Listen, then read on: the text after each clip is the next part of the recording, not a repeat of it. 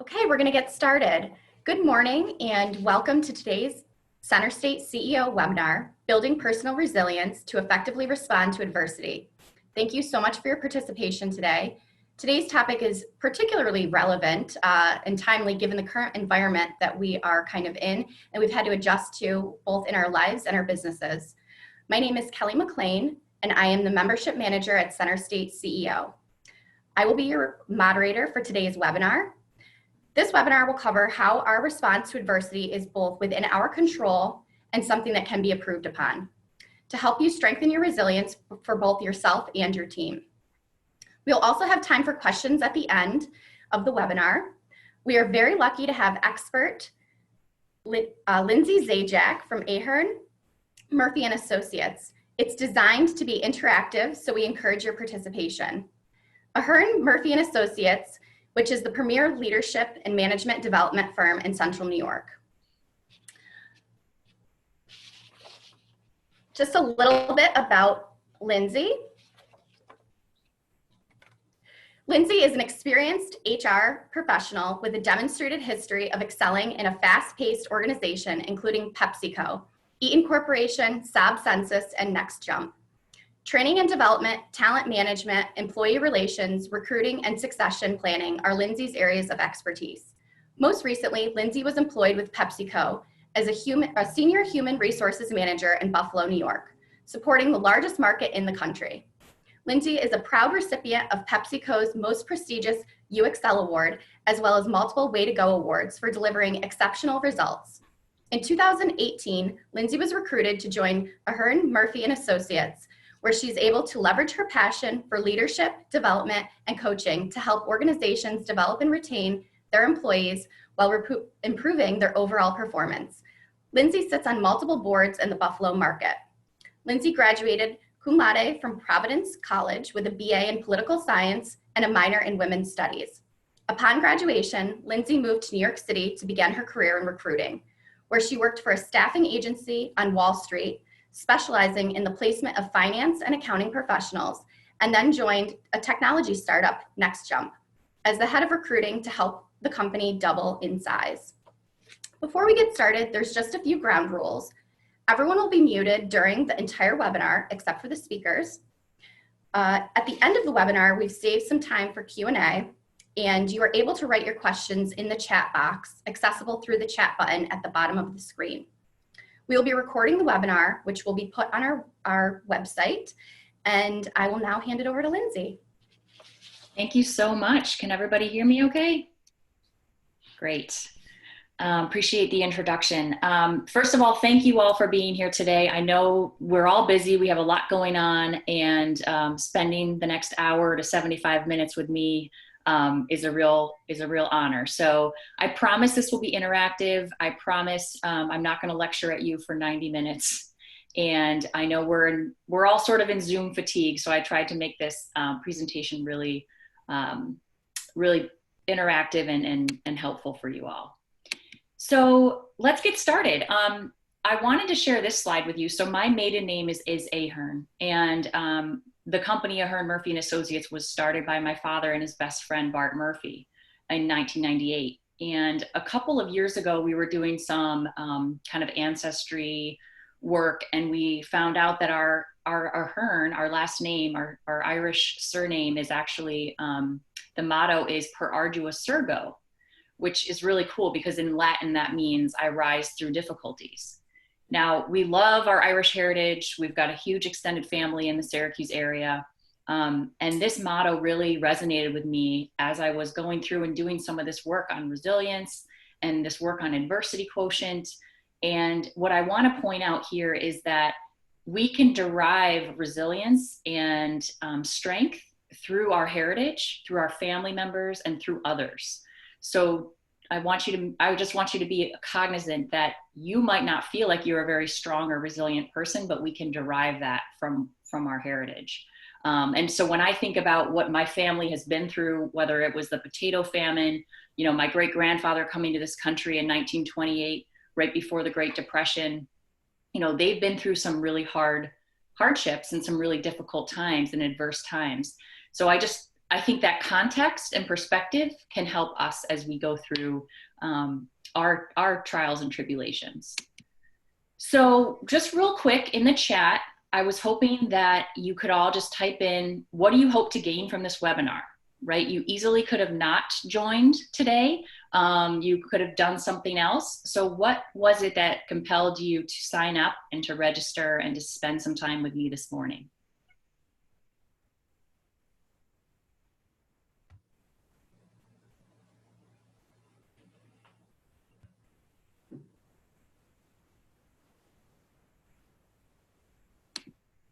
Okay. The source of inspiration, great. I hope today will be inspiring. Anybody else want to add what prompted them to come on today?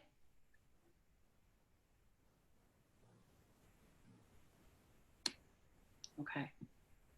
Well, my intent for doing this webinar for you all was really to shed some light on the topic of resilience, on the topic of adversity quotient. Adversity quotient is something that Ahern Murphy and Associates has been talking about for over 20 years. And just recently, I feel like resilience has become sort of a buzzword that everyone's interested in, whether it's personal, whether it's corporate resilience or organizational resilience. So we felt that, we have some content and we have some information that we could share with you all, and hopefully it will be helpful, not only for you personally right now, but for you professionally and for you going forward in the future. Someone else added that with so much happening in the world today, I would love some tips on how to handle it all better. 100%. I agree with you. Okay, so let's move right along.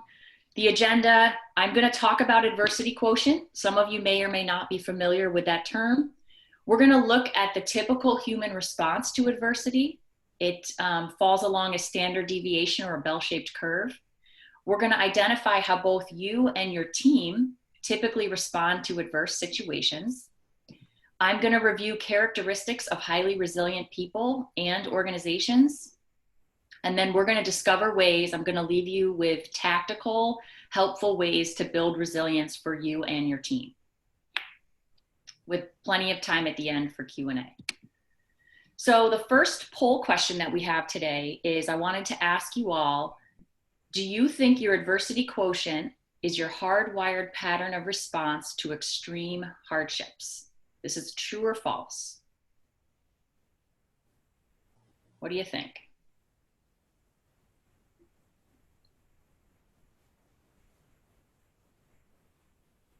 Got people jumping right in here.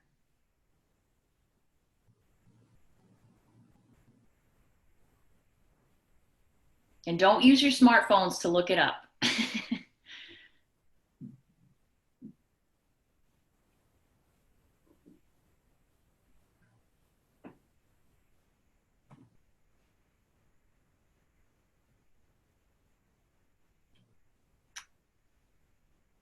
Okay, we've got about 66% voted, so I'll give it a little bit longer and then we'll share the answer here. So far, we've got 63% think it's true and 38% think it's false. All right.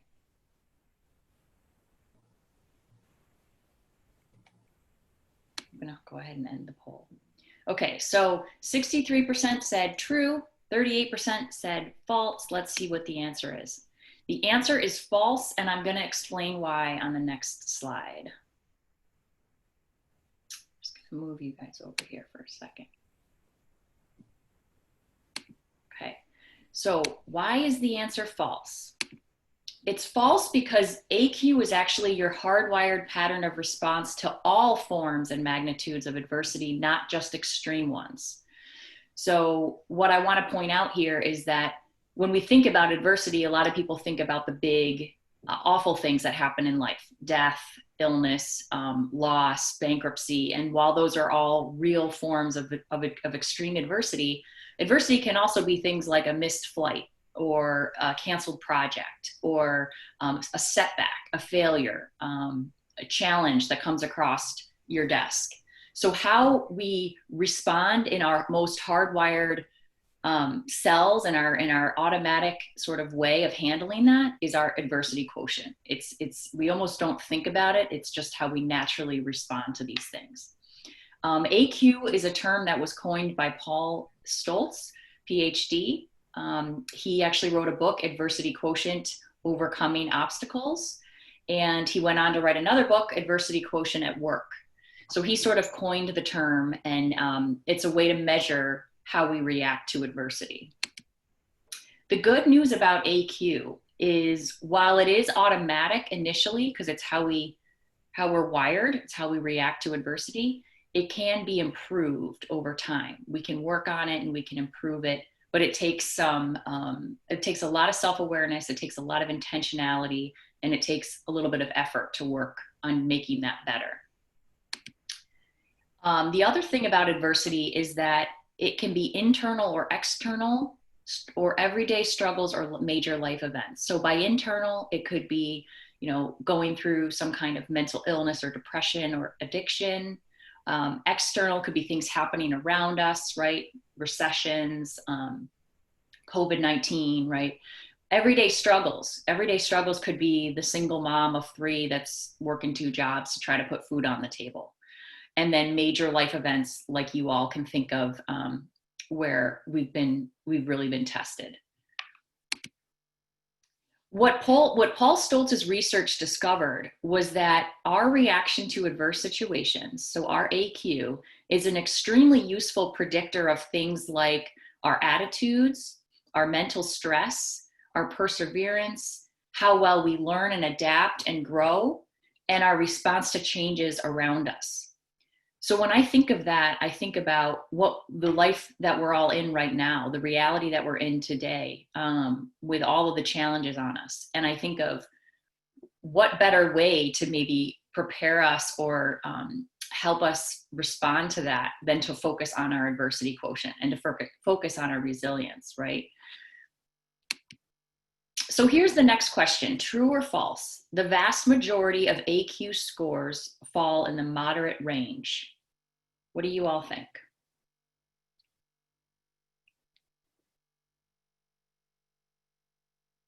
Wow, okay. I love the people that jump right in and don't even have to think about it.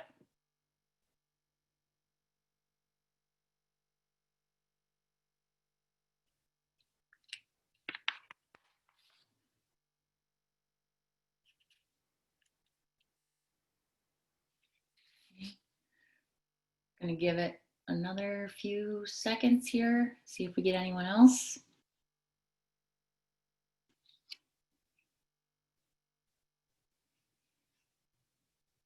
Okay. Well, it's a 50-50 shot, so let's see. 63% said true, 38% said false. For those of you who said true, you are correct.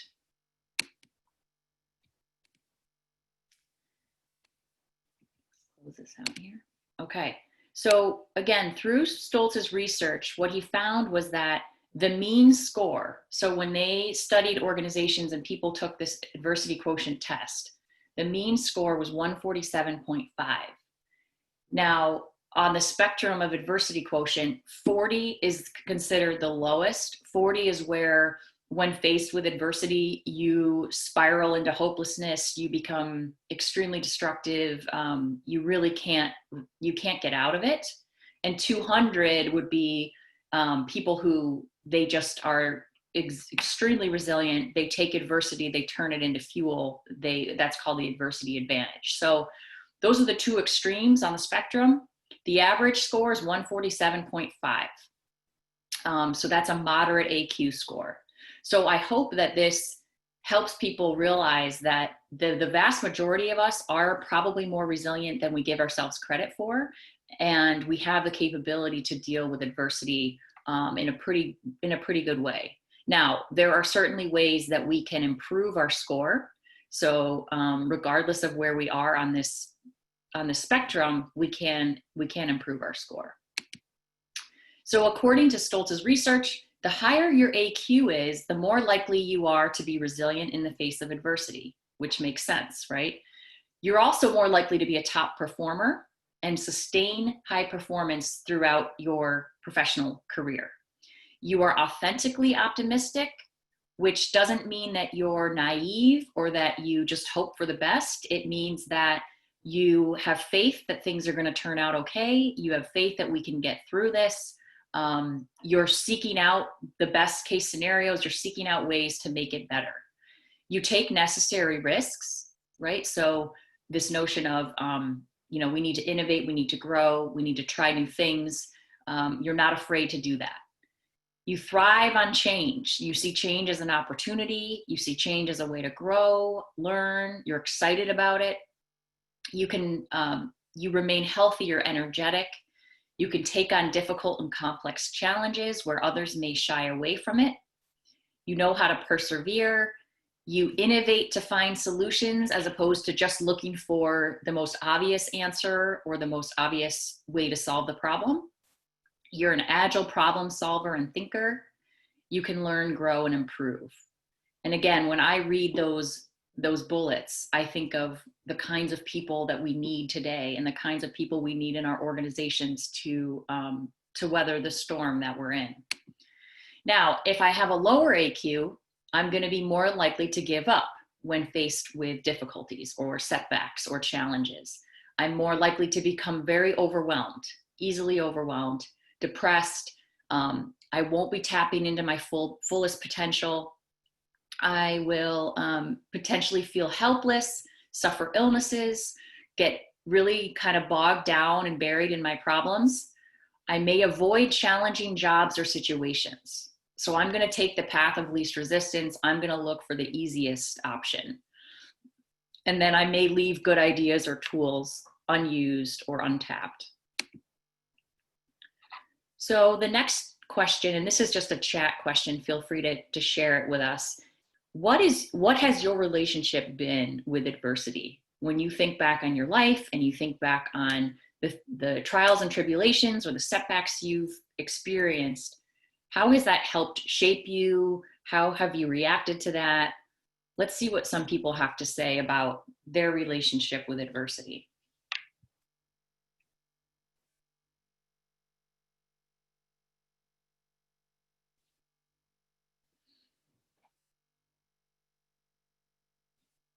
There's no wrong answers here. Here we go. Someone has said it helped their personal growth, which is awesome. Someone said it helped them adapt and overcome. Both great things. Some have said I've learned from it. Some situations are easier than others to overcome and move on from. So there's this notion of we've learned, we've grown, we've adapted, pushed me to work harder. I love that.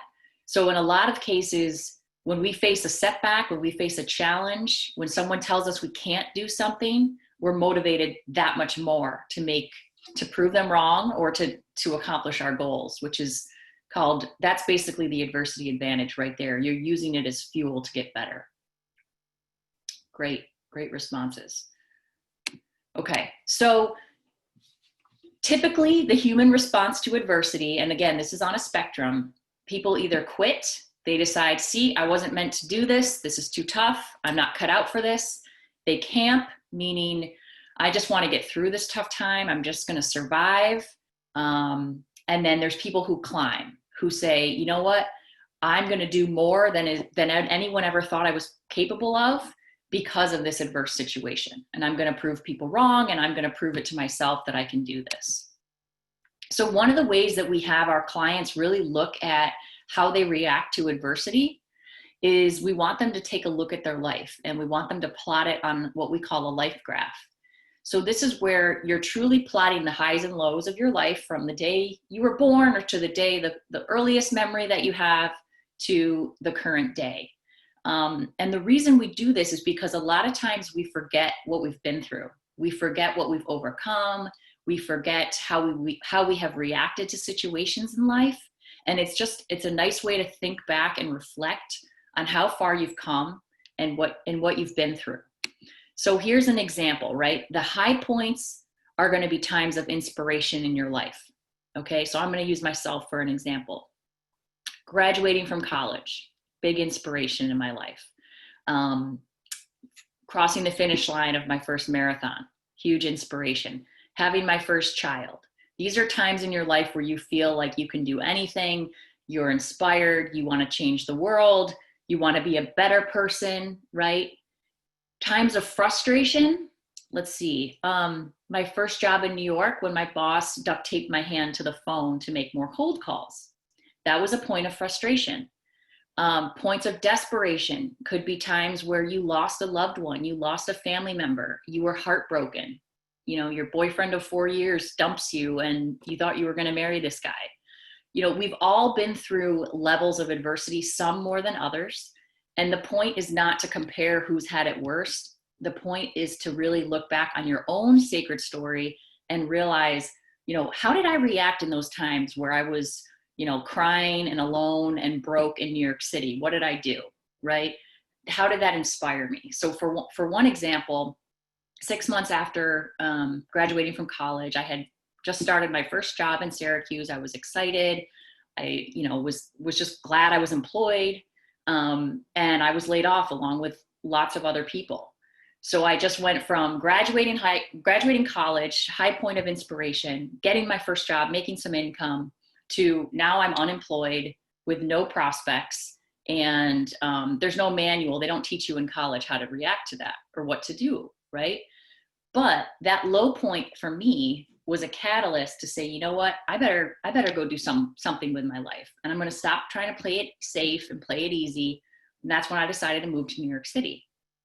I probably wouldn't have done that right out of college because I would have been too afraid.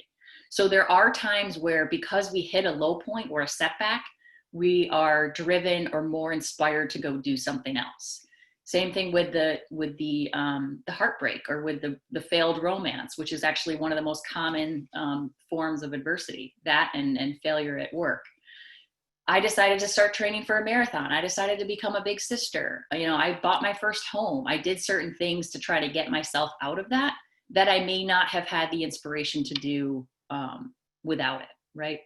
Now, there are plenty of situations in my life where I have just flat out quit and been like, screw it, I'm not doing this. But what I wanted to highlight here was times where an adverse situation or a negative outcome actually helped me do something better. Okay. You all have sacred stories. You all have your own examples of adverse situations that you've overcome. And we are big believers in that. You get extra credit for your scars, right? We want to hear about those setbacks. We want to hear about those failures. We want to hear about the times you got cut from the team, or you didn't get into your dream school, or you didn't get that job that you hoped for. But what did you do with it? How did you turn your life around? And then, you know, we always say that steel becomes a sword only after it's been tempered by the flame. So for so many of us, we are better people because of what we've been through, right? It has shaped us and molded us into better versions of ourselves. So this brings us to our first questionnaire, and this was in the handout that you hopefully received before the webinar. But if you haven't had a chance to complete it, you can do so right now. It's a quick 5-question assessment on how much of a toll adversity takes on you. So go ahead and fill it out right here, just so we can see. The responses are anonymous, so we can see sort of where people fall on this spectrum.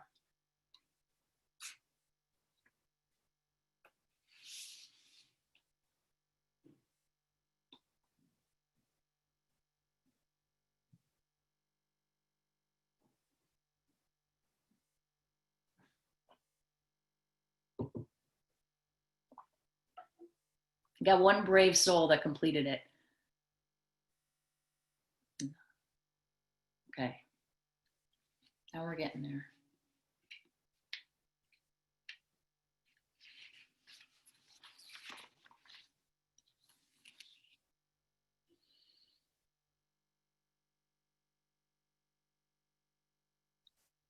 Okay. So for the sake of time, let me go ahead and end the poll. We'll see what we got. Okay.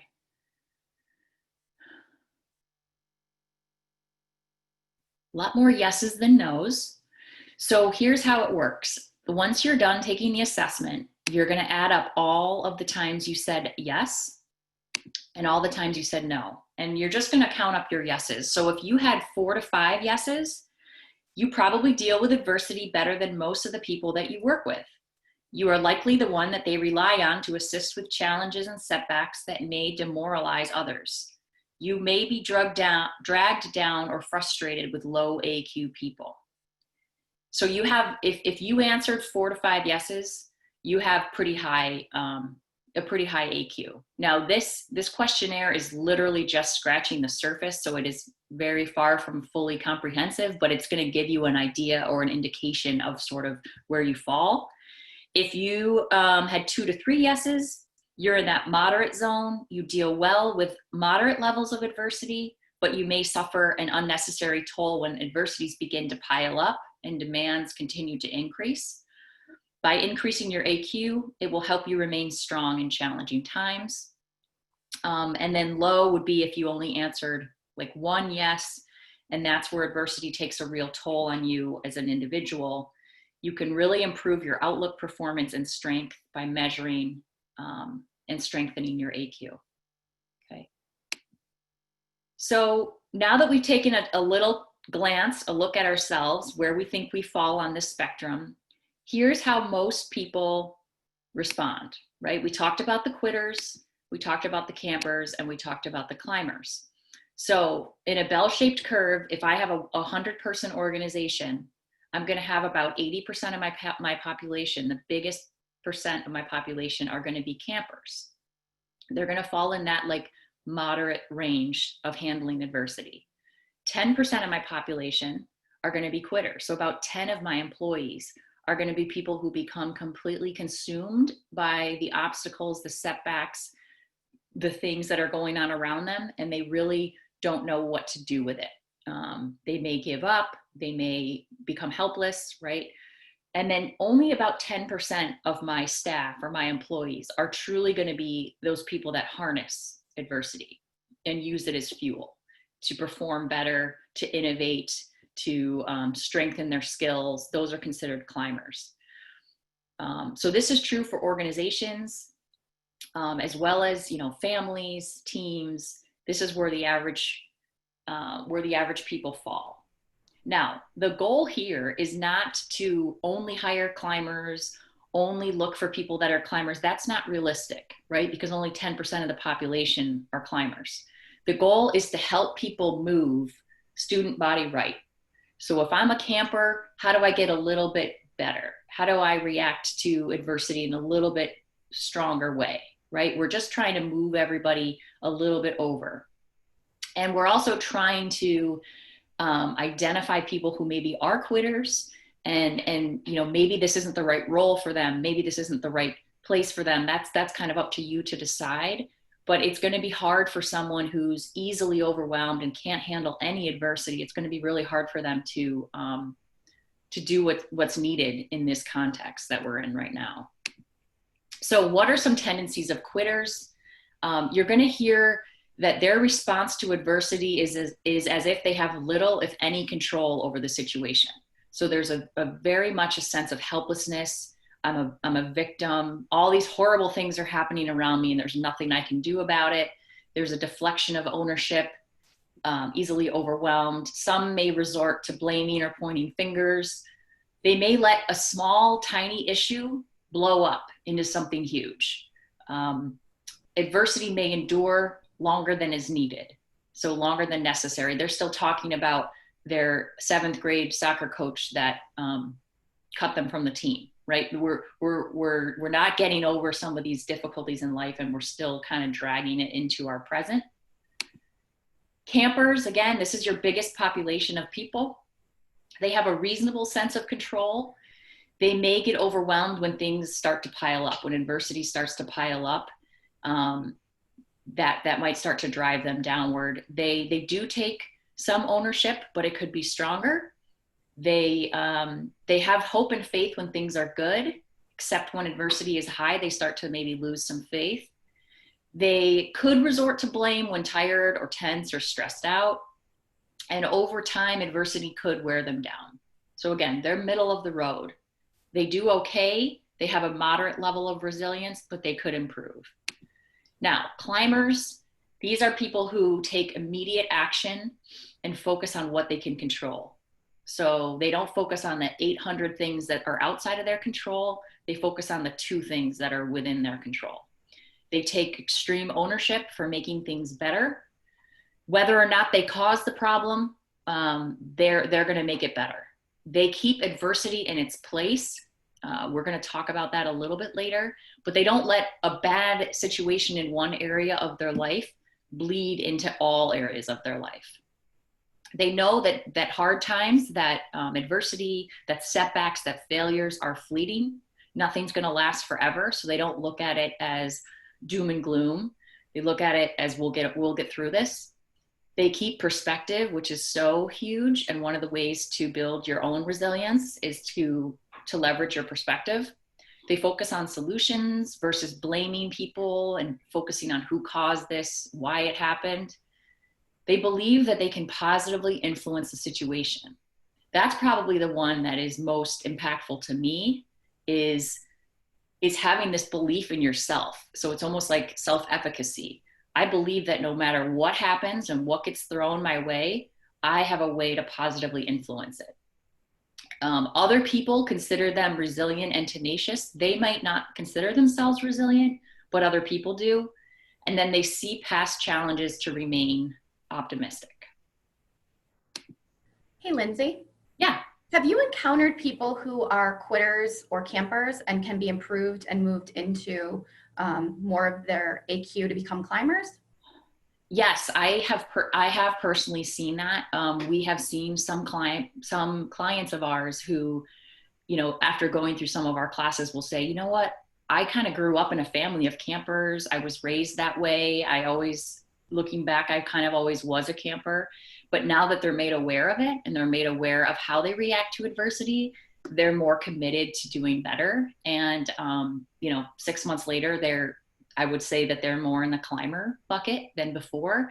And again, it really had nothing to do with their capabilities. It was, they just weren't really made aware of how they were reacting, and they weren't made aware that they could control their reaction to those types of situations. So I definitely have seen that happen. And I'm going to share some stories too later on when we start talking about resilience, some real life examples of people that have inspired me that have at times felt like they were campers or quitters and became extraordinary individuals. So thank you. Great. Yeah, thank you. So real quick in the chat here, what do you all think? So we know that adversity quotient can be improved and can be measured. How do we do that? What do you think? What do you think we need to do to improve our AQ? And you can just shout out a couple of things that come top of mind.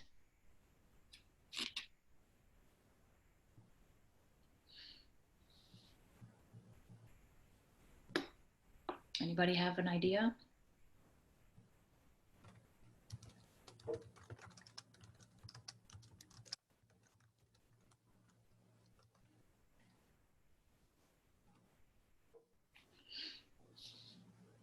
Oh, got to look at the chat box. That might help.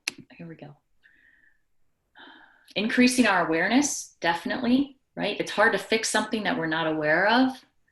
That's huge. We could create some adversity and see how people respond, right? Better recognize what's in our control, 100%. Try to see all sides of the situation before reacting. That's another good one.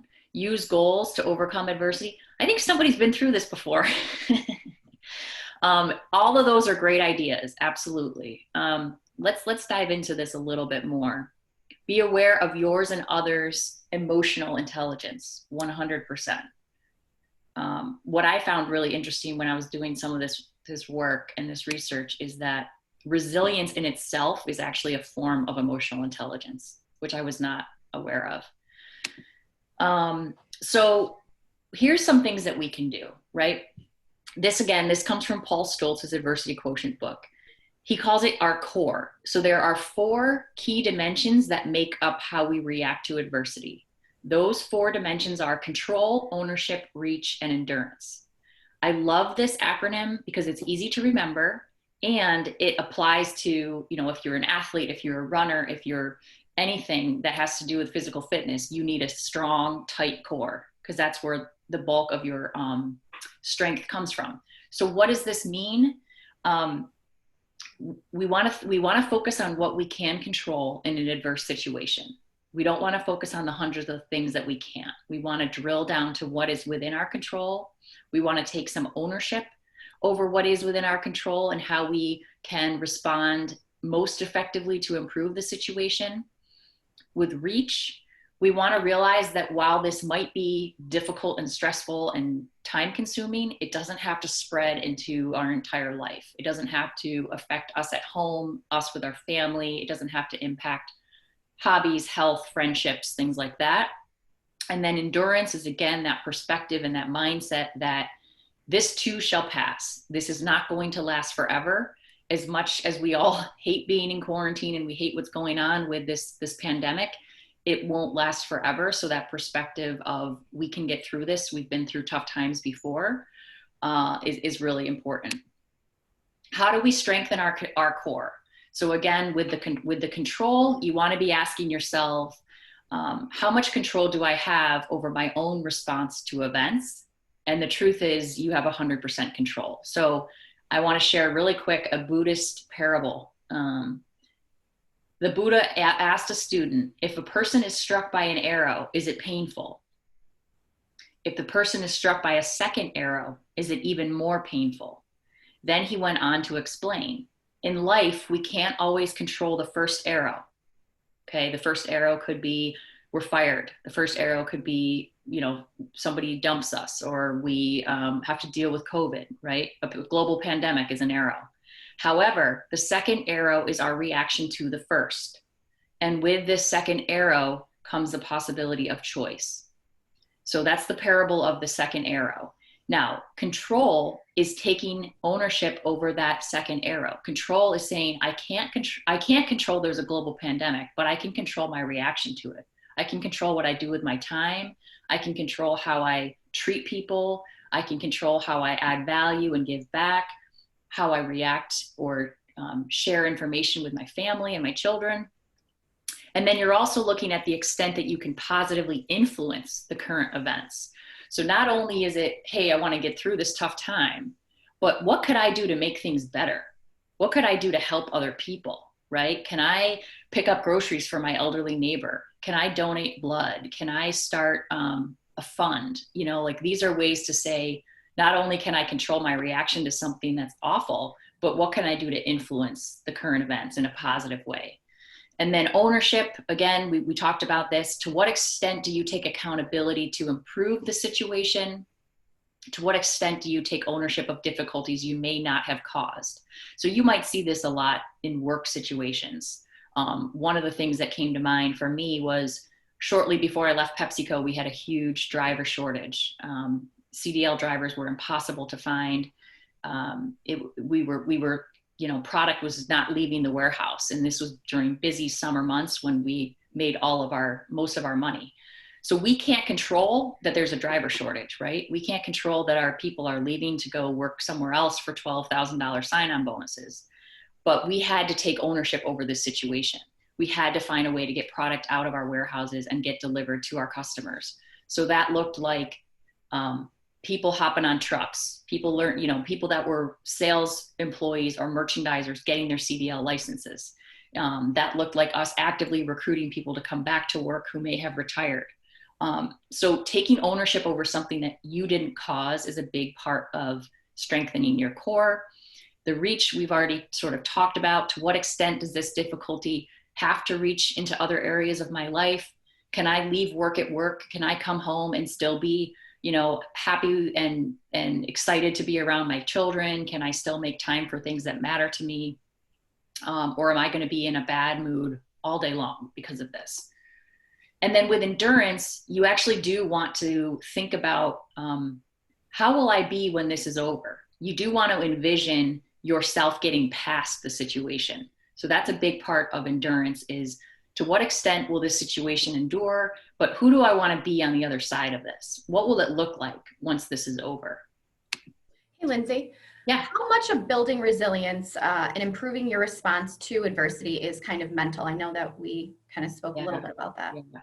I would say that 90% of it is mental. I think that while just with anything else, there could be some people that are just genetically predisposed a little bit to having higher resilience. There could be people that grew up in a household where that was more ingrained in them. But for sure, how you react to that adversity is mental, because you're controlling your thoughts, you're controlling your behaviors, you're controlling your reactions. So yeah, thank you for asking that. Absolutely. Okay, so our next poll question is, we're trying to look at our team and assess maybe how our team is reacting to adversity.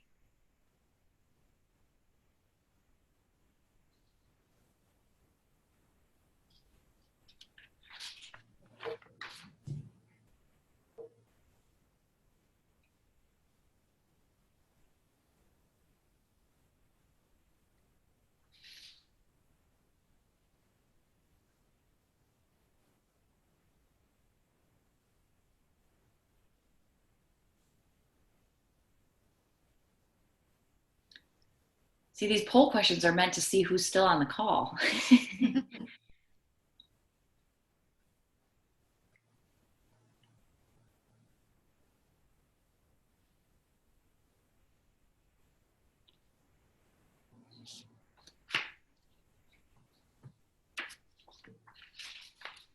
Okay, so I'm going to go ahead and end the poll.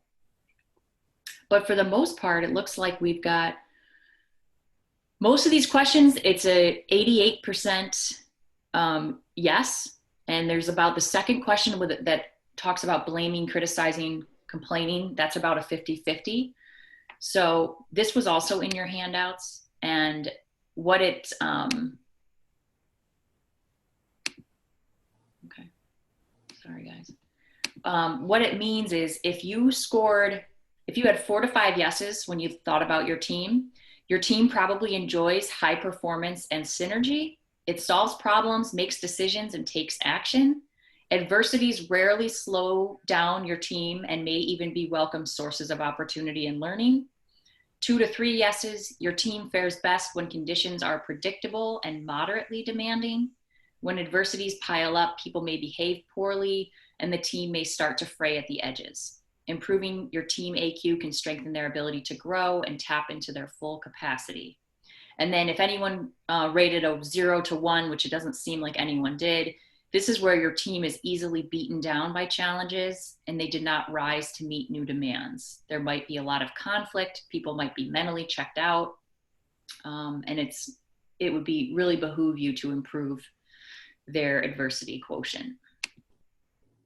Okay, now we're not going to do this as a poll question, but if you wanted to think about your organization collectively, some of you work for big organizations or medium-sized organizations, these are some questions to sort of get you into that mindset.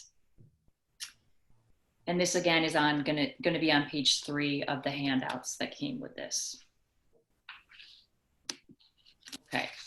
Now, when we talk about organizations and how organizations react to adversity, this is what Stoltz's research showed, that there is a continuum and a lot of people avoid adversity. It's actually a very common human response to ignore, deny, kind of pretend things aren't happening, postpone difficult things.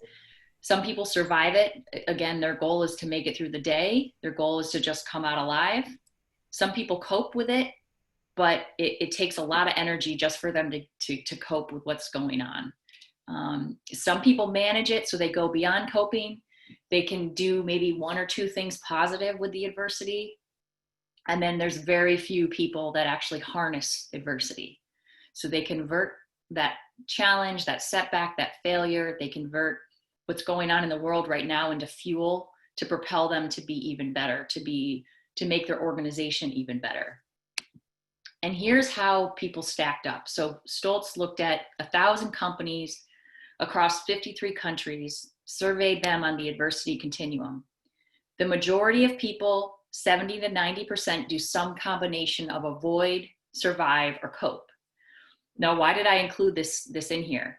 It's just to make you all aware that, if you work for a company, the majority of people, this is how they react to adversity. It's not right, it's not wrong, it's just reality. So we want to be aware that that's the natural human reaction to tough times.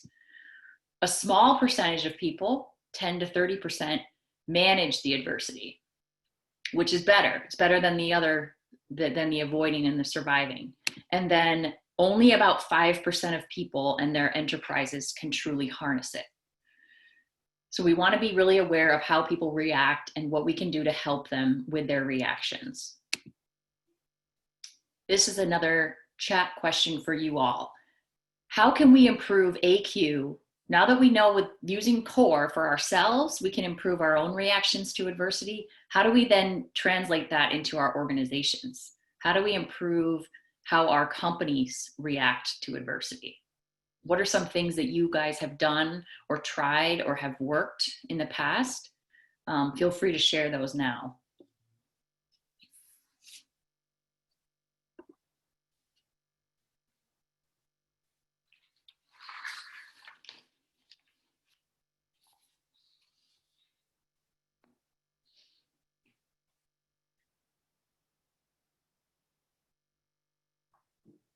And if you're not sure, that's okay too. That's kind of why we're doing this webinar. Let's see here. Take necessary risks and be more innovative. That's a great one. We have another one, be a role model, right? Exactly. So if we know how to improve our AQ and we're focusing on our core and our reactions, people are gonna see that. That's gonna translate. Have a strong leadership with a vision, right? We absolutely need to be strong leaders right now. We need to have vision, values, goals. Pivot and think outside the box, 100%. Take ownership of the tasks that you are responsible for. That's also a very good one. So all of those are great suggestions and great ideas, and they kind of tie into what we're going to talk about next. Here's 4 things that I'm going to talk about. Number 1, Jim Collins, Good to Great, Built to Last. His first thing that he talks about is facing the brutal facts. So while we want to be optimistic, we don't want to deny, we don't want to bury our faces in the sand, and we don't want to pretend that things are better than they are. We can't improve our resilience if we're not facing the facts of what's happening. And the facts aren't always easy to look at, but it's step 1 is we got to know what we're dealing with. We have to find meaning in the work that we do. Everyone in your organization needs to know that what they do matters and that we need their help, their support, their contribution to move the ball down the field. So what that means is have a purpose, have a vision, have strong values that help decision-making, that help guide us through difficult times. We have to find meaning in what we do. So when we're working with companies and they're making boilers or they're making whatever the case may be, they're helping to make ventilators right now. They're providing meaning because those boilers are going into hospitals. Those ventilators are helping hospitals. We have to improvise. So similar to what some people said, we got to take risks. We got to think outside the box. We got to work with what we have to come up with new and innovative ideas. Some of the most resilient organizations that the people studied show this ability to improvise and to make do with what they have. And then the last one, which I'm going to talk about next, is individual one-on-one coaching has actually been proven to be very impactful in helping people build their own resilience. And we can't do that for every single person in the organization, but we can certainly build that competency and help people through that coaching. So if I were to coach someone on my team, if I were to engage in one-on-one coaching, I want to do this lead sequence. I want to listen, I want to establish, I want to analyze, and I want to do. Again, easy to remember because as a leader, I'm a coach and I'm helping to coach them through a difficult situation. So I'm listening to their response, and some of the best leaders are the best listeners. I'm actively listening to them. I'm shutting off my computer, or I'm not looking at my phone. I'm looking them in the eye because I need to listen with my eyes, my ears, and my heart. I'm listening to their response to pick up on cues. I'm helping them establish accountability. I'm analyzing the evidence, and we're going to talk through each of these, and then I'm helping them do something. Okay. So first off, when I listen to the response, this is where, somebody might come into your office and they're freaking out. We're going to lose this client. This project's going to fall through. You're looking for indications of high or low AQ. How are they reacting to this problem at work? Are they catastrophizing? Are they blaming? Are they overwhelmed and don't know what to do next? Right? You're picking out core in their response. How much how much control do they think they have over the situation? How much ownership are they taking over it? How much reach and endurance are they thinking about? And then you're going to help them enhance their own awareness of AQ. Again, we can't improve our AQ and we can't get better until we're made aware of how we initially react to it. I didn't always have the best reaction to adversity, especially like smaller ones. I would usually freak out a little bit, or I would go to worst case scenario, or I would start having limiting beliefs. See, I wasn't cut out for this. This wasn't meant to be. I'm not, I can't do this. So we're helping them be more aware of how they're sounding when they're talking about this. And then you're going to ask questions. So again, some of the best coaches know how to ask the most thought-provoking, open-ended questions to help people discover their own answers, or help them decide what to do next. So you're going to say things like, if you could do this over, how would you ideally want to respond to this situation? Why would that be a superior response? Right? So we're asking them questions about their how they would handle it differently. Next is really important. You want to establish accountability. Get them to accept even the most minor ownership for bettering the situation. Now, establish accountability is not about who do we have to blame for this, who's at fault, who screwed this up. It's about what can you do right here, right now to make the situation better? Not what can someone else do, not what can the team do, not what can senior leadership do, what can this person do? Once they define something that they can do to better the situation, it's going to give them more sense of control. And it's going to give them a little bit more commitment to solving the challenge at hand. So you're going to ask, if you could choose where to invest your energies, what's the one thing you'd want to focus on right now? If everyone had to play a role to try to fix this situation, what role would you play? You're getting them to think about that kind of stuff. Next, you're going to analyze the evidence. And this is helpful, again, when they start going to worst case scenario, when they start saying, we're going to lose this client, we're never going to get him back. They're going to go all over social media and tell people never to hire us. They're going into worst case scenario mode, right? So you're going to say, why do you think that's the case? What evidence is there that there's nothing you can do right now to control, keeping the client? You're going to ask a lot of questions to try to dig into their thought process, which might be a little bit skewed because they're panicked. Okay, you're going to say, what evidence is there that this has to be far reaching? What evidence is there that by losing this one client, which we may or may not lose, that now all of our clients are going to have a tarnished reputation of us, right? And you're not asking them these questions in a challenging way. You're asking them in a curious way. What evidence is there that this has to last a long time? What evidence is there that we'll never recover from this pandemic? What evidence is there that we'll never get that client back? You're just kind of helping them go from worst case scenario to maybe what's most likely to happen.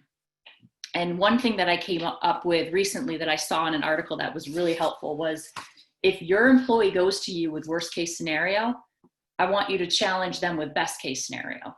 And then I want you to have them think about what's most likely to happen. Because as much as worst case scenario may not happen and best case scenario may not happen, those are both ends of the spectrum. We want them to start seeing what's most likely, and it's neither one of those. Next, you're going to do something, okay?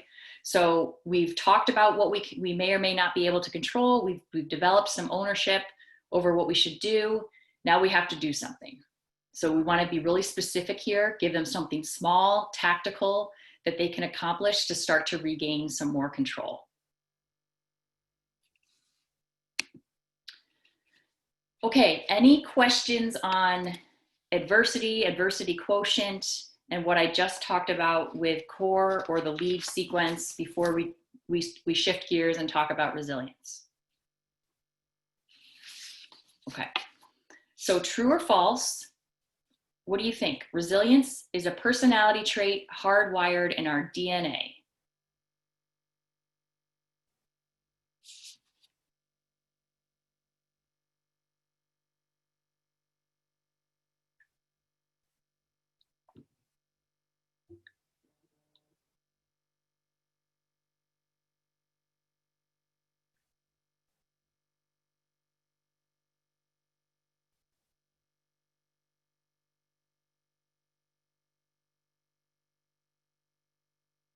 Okay.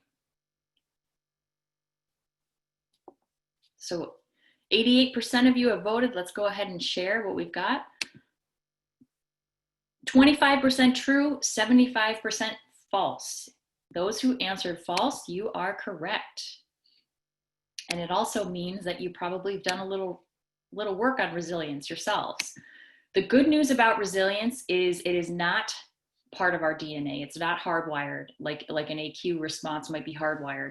This is a set of skills rather than a disposition or personality type. So we can grow and cultivate our resilience. It's something we can improve with time, with effort, with awareness. And it will help us not only get through hard times, but actually get stronger as a result. How do psychologists define it? They say that resilience is a process of adapting well in the face of adversity, trauma, tragedy, threats, or significant sources of stress. So let's reflect on what's going on right now all over the world. Is it causing people to have adversity? Absolutely, on different levels and in different ways. Are some people experiencing trauma? Absolutely. Have some people been through tragedy, the loss of loved ones? Definitely. And then are there threats or significant sources of stress right now for all of us that almost seem chronic or continual? And the answer to that is also yes.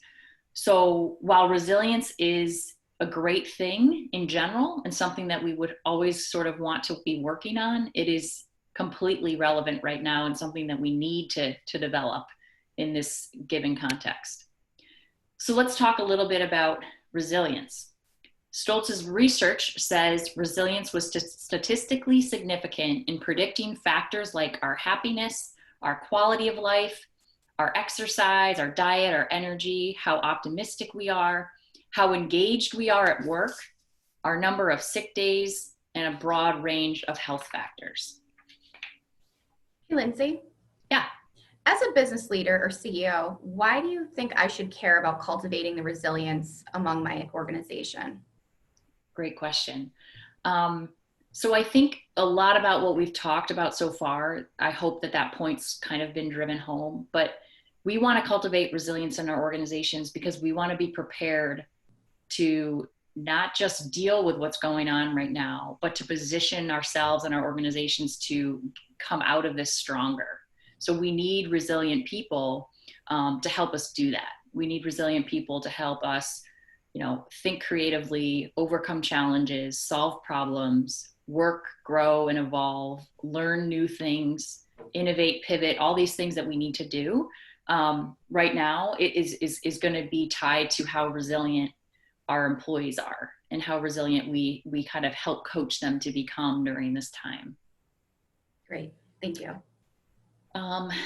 This is something where, when you think about the struggles, when you think about the setbacks, the times in your life when you've gone through something hard, that's where we've grown, right? And that's called post-traumatic growth. One of the articles that I can certainly send to you all after this is from Martin Seligman, and he is a professor at UPenn and did a whole resiliency training program for the US Army. And what he did, He's the father of positive psychology, which is kind of a newer part of psychology. And what he was working with the Army to do was to say, yes, soldiers going through trauma and crisis and these tough experiences, most of them will experience some form of PTSD, and that is normal. It is normal to experience that. But some of them will actually, a lot of them will experience PTSD, come back from it and be okay, and be back to a somewhat normal sense. And then a smaller percentage of them will experience the PTSD and then have post-traumatic growth, which means that they'll actually be stronger, better, more resilient than before they experienced the trauma. So until he started doing some of this work, people really believed that if I go through something horrific, it is what it is. I'm going to be messed up from it. I'm never going to come back. I'm not going to be the same person. I'm just going to have to deal with these issues.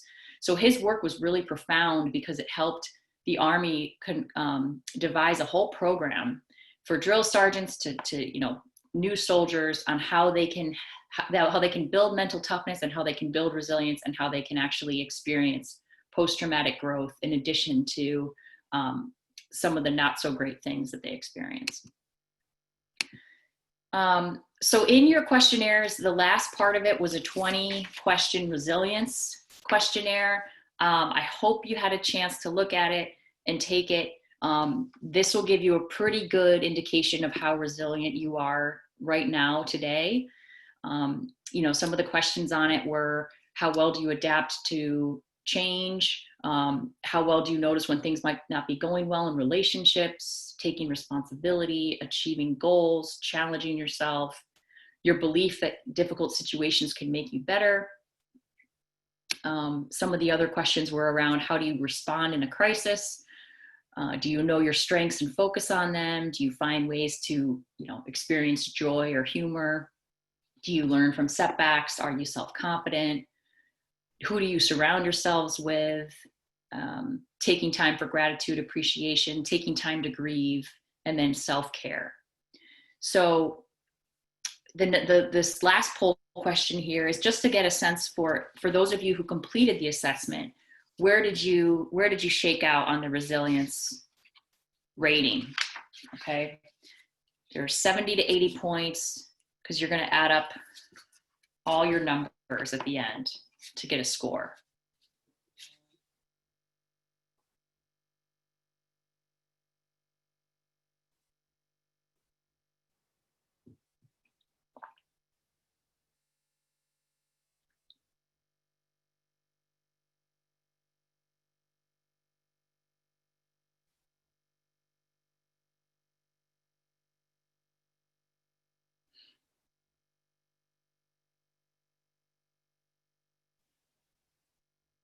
Give it a few more seconds here.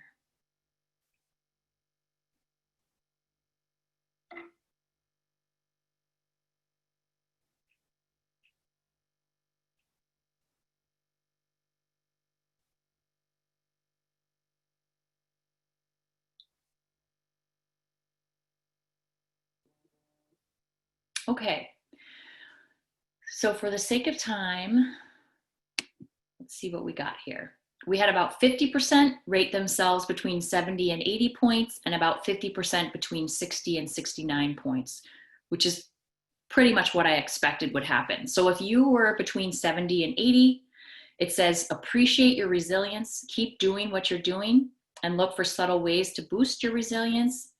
And most importantly is to take time to help teach others to bounce back. If you're one of those people who's got it figured out and has a good, resilience skill set, let's help others right now. 60 to 69 points is you already get back up, but there are a few things you can do to improve your current level of resilience and get up even faster. So if you think of resilience from a physical thing of how well do you bounce back? How well does the ball bounce back or the fabric bounce back? It does go down. So a lot of times people think that, resilient people don't ever feel bad. They don't ever get stressed. They don't ever get depressed. They don't ever, cry. That's not true. Resilient people feel the feelings, and they feel down, and they feel the loss and the setbacks, but their reaction time, their ability to get back up is faster. So we want to focus on how long that we're down for. And then if you were 50 to 59 points, this is pay attention to your recovery time. What can you do to shorten the time that you're down? Okay. Okay, let's move on right along here. So let's talk about resilient people. What are they like? What are some characteristics that they have in common? What can we learn from them? So as we've mentioned before, having a vision and having goals is very, very important, right? So for resilient people, they get out of bed in the morning because they know what they have to go do. They have a dream, they have something that they are committed to. People are relying on them for something. They've got to have that forward thinking, what's next? How am I setting myself up to show up, right?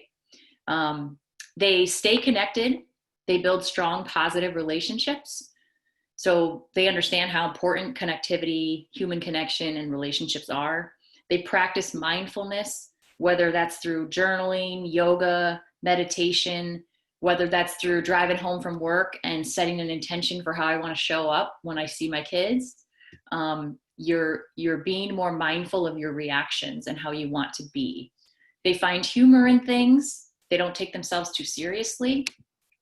They embrace change, responding intentionally rather than reacting emotionally.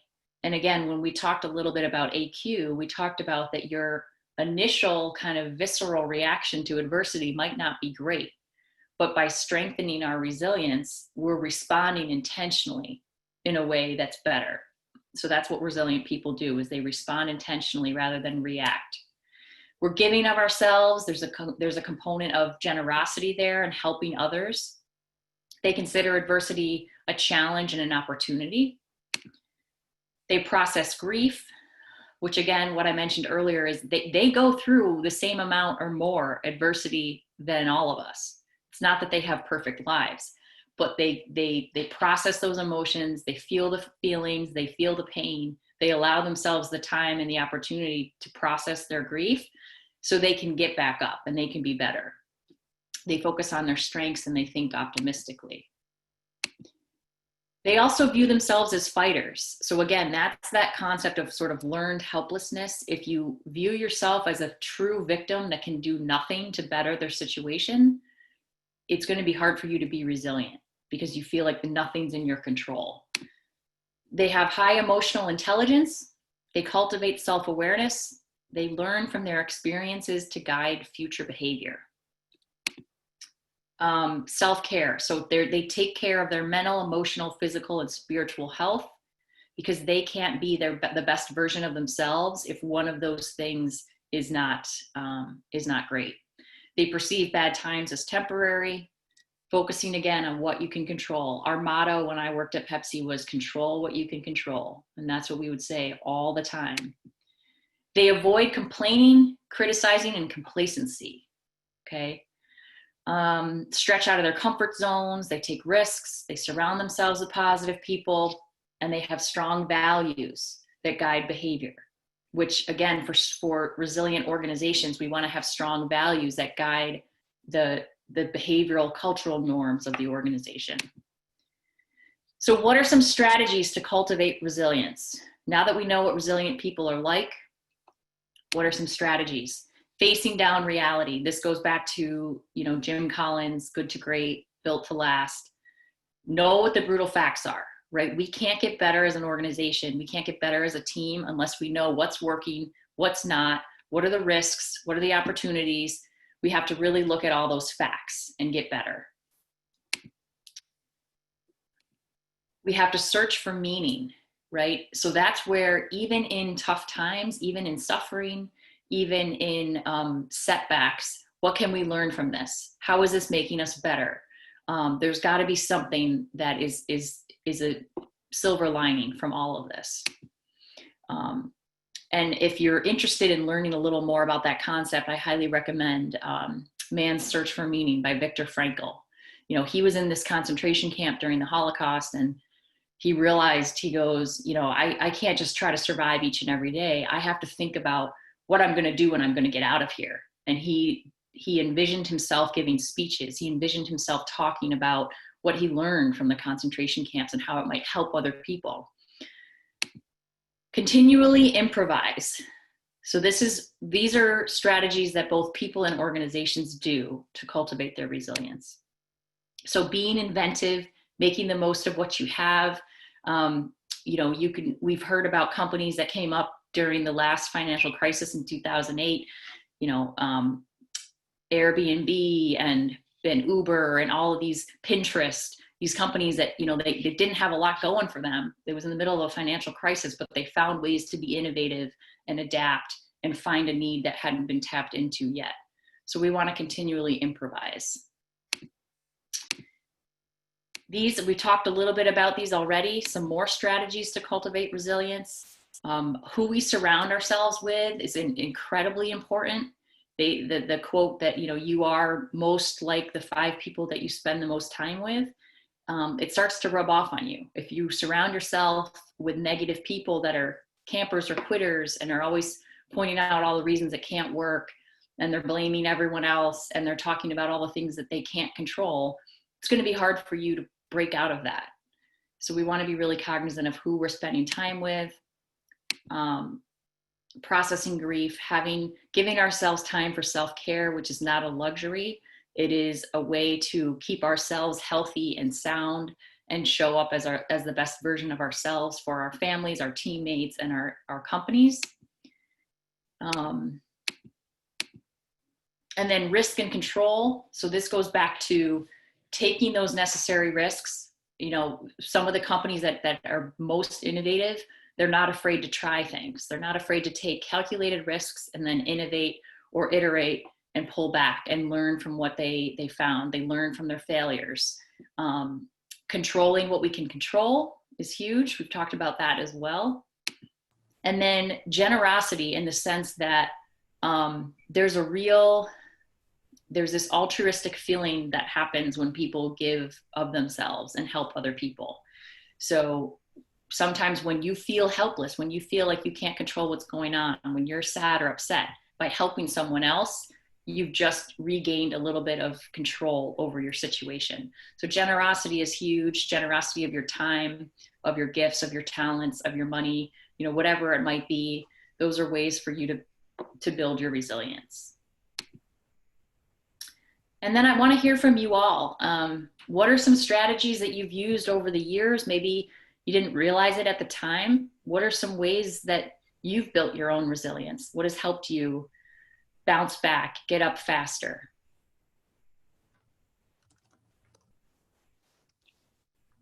If anyone's still on the call. Okay, we've got focusing on gratitude. Absolutely, that's a huge one. Whether it's a gratitude journal, whether it's in the midst of something bad, you're thinking about what you're grateful for. The mindset is in perspective is really important. Understanding what you can and can't control can help with resilience. I mean, we can get bogged down over all the things that we can't control. So that's a big one.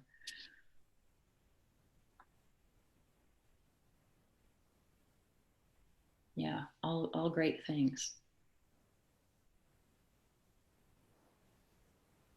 Anybody feel like by growing up, that helps a lot too?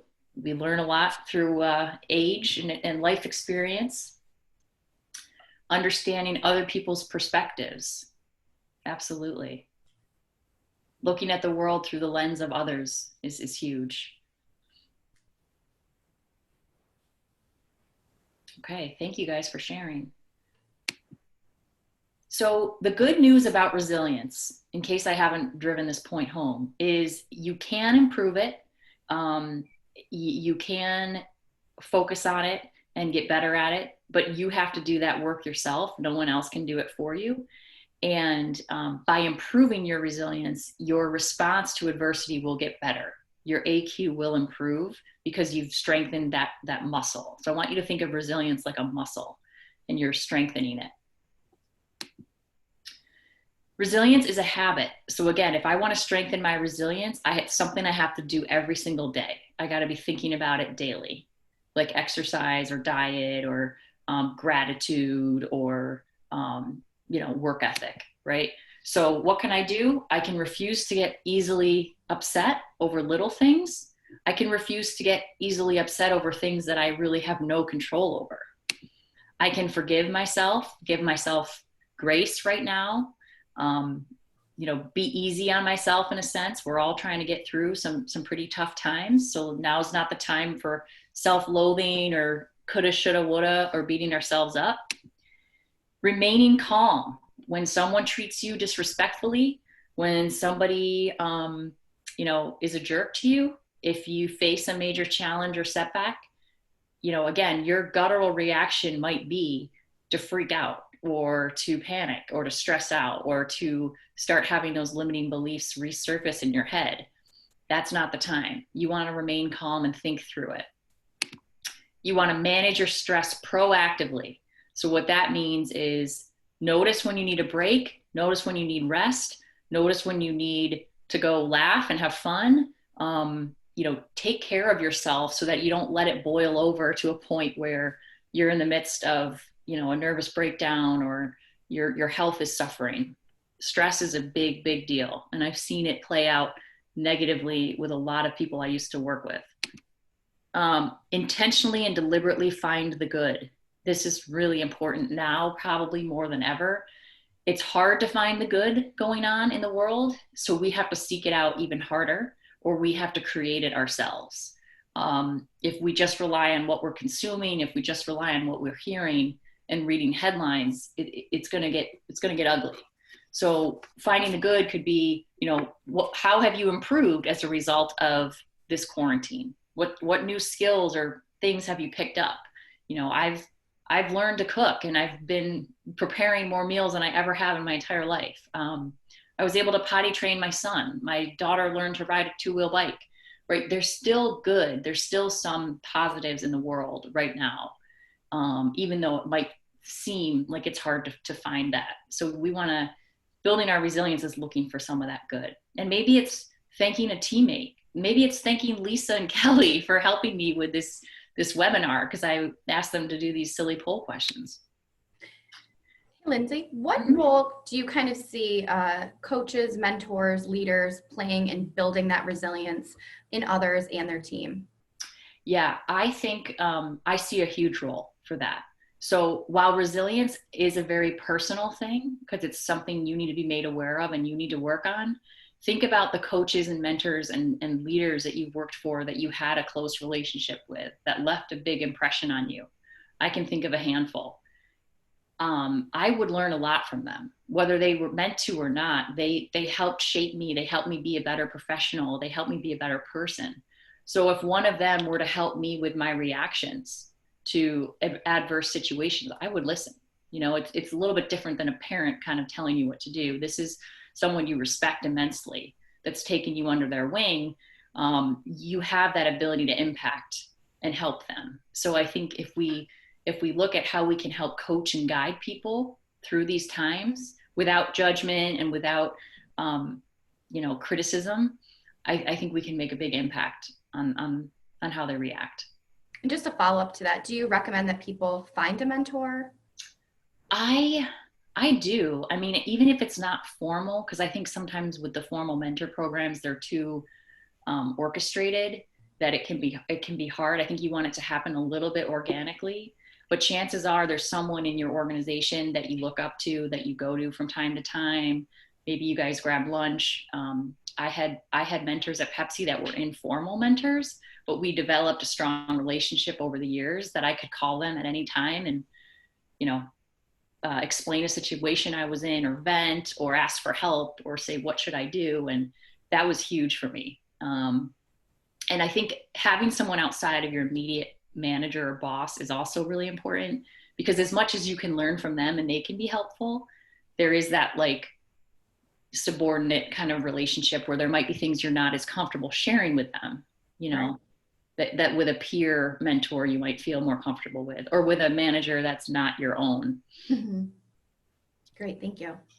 Yeah, so we're wrapping right up here. This is one of my last slides here. A quote by Barbara DeAngelis. We don't develop courage by being happy every day.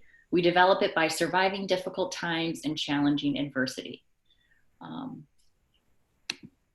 then this whole topic, this whole deck, anytime I talk about AQ and resilience, I like to acknowledge Bart Murphy, who was the co-founder of Ahern, Murphy and Associates. This was a topic he was very passionate about, and he probably wouldn't consider himself a resilient person, but he was one of the most resilient people that I had the pleasure of knowing. So that is all. We have a couple minutes left here for questions, but I know we asked a lot throughout. So if people need to scoot, I get it. Thank you for your time and your cooperation. If you'd like to stick around for some Q&A or for some discussion, I'm happy to stay. And as I mentioned, all of these slides will be on our website along with the video. And you can find also along with a very robust toolkit on our website as well. Does anyone have any questions that they'd like to throw into the chat box?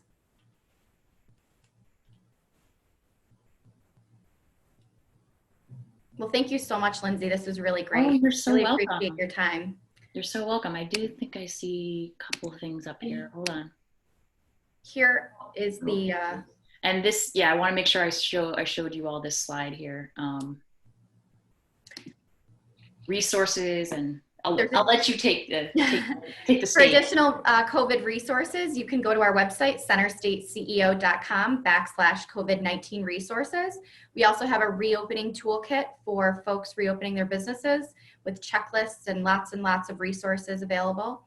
And then as well, any of our upcoming events, webinar series, business tactics, networking, professional development with all of our webinars we have. And then if there's any questions that you might have, please feel free to email us at support@centerstateceo.com. Thank you. Thank you both. Thank you, everybody. Thanks, guys. Have a great day.